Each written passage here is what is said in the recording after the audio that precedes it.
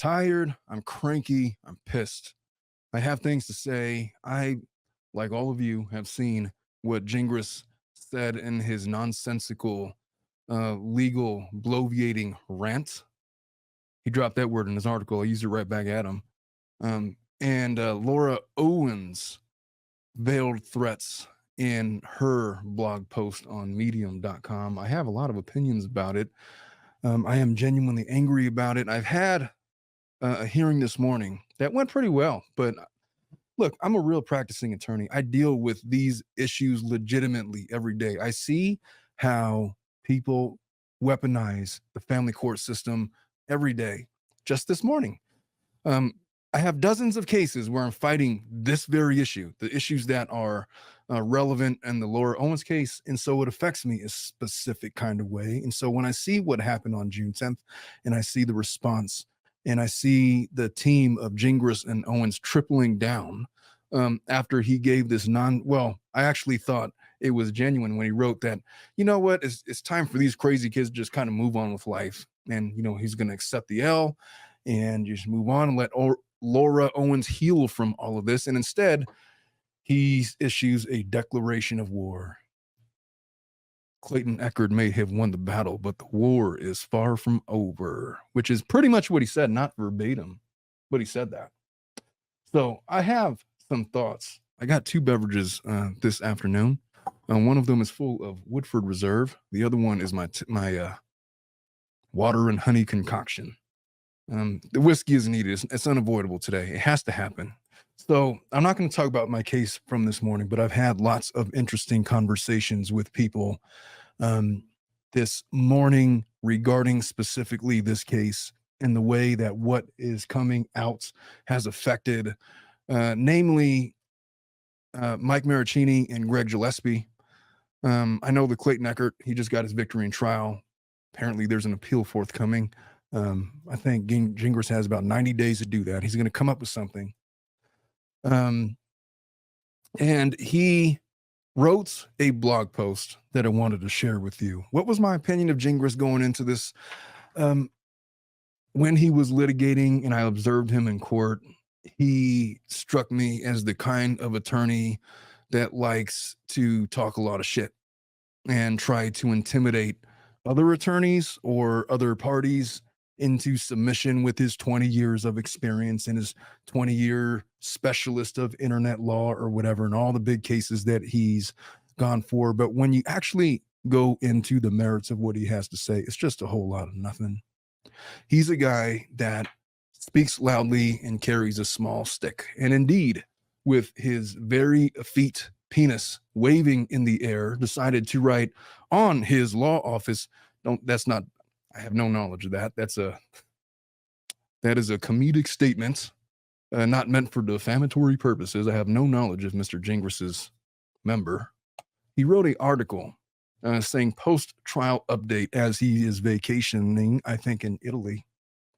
And he says, well, number one, he qualifies the article. Number one, make no mistake about that. There's three categories of people that he wrote this for. One is members of the Clayton Echard.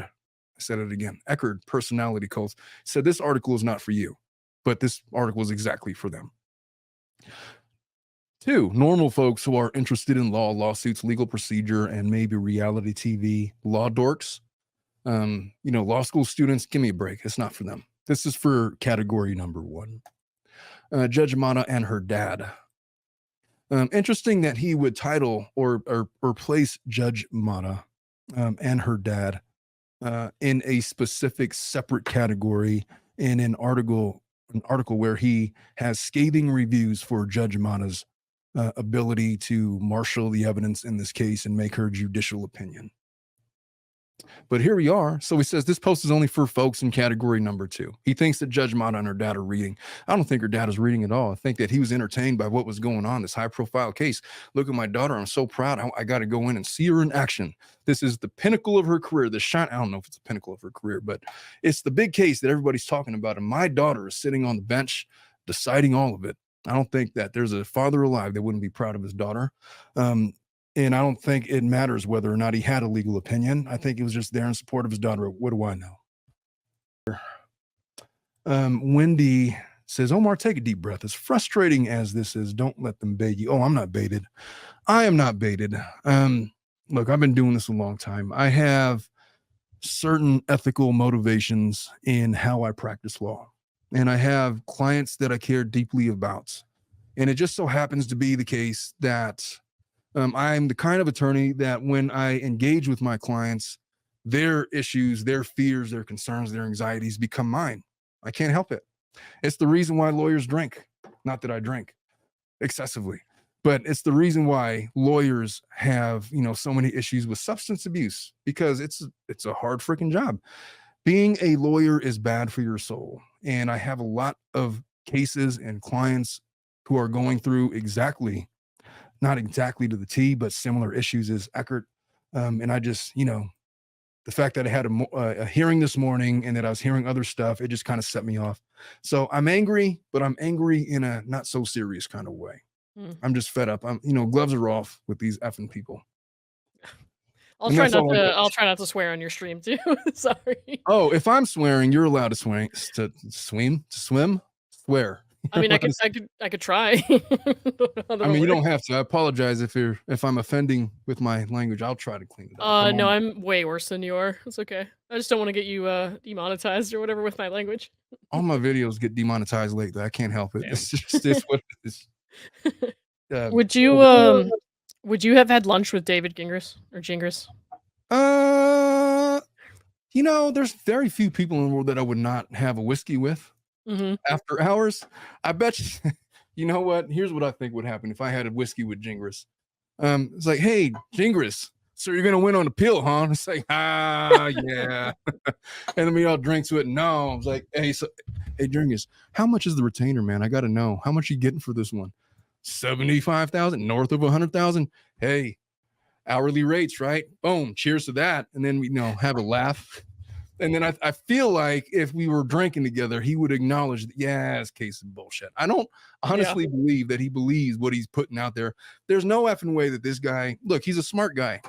There's not a world where Gingras, listen, Gingras was a guy. He grew up, he became an attorney through whatever means. He had enough wherewithal to put himself through law school, to pass a bar, to have a successful 20-year career. Right? Yeah, I think he's in multiple states. He's had an extraordinary career in law. He's at the point where he's in his later years in practice. He knows what he can get away with. He knows that you can say stupid shit like that, and people will believe you. And who's going to believe you? People are going to give you lots of money to it. There's just other attorneys out there that don't have the heart to lie to clients like that. Yeah. I would never say a thing like that to Laura. Laura would have never hired me because I would have told her, I would have made her settle. She's had several attorneys that have tried to make her settle. Taz, thank you so much for the 2. Says, hope you and your family had a wonderful vacation. Well, I'll say this. I had a wonderful vacation, but the vacation was littered with keeping my daughters alive, the 4 and 5-year-olds that were wanting to dive into riptides head first and trying to make sure they don't drown, and like cutting my legs up on these little glass lava rocks or whatever. And oh my God. I got severely sunburned, not so severely, but I don't get out in the sun much. So I'm a light-skinned guy to begin with, and I'm probably darker than I've ever been in years. So that is what it is. But it was delightful. Matt?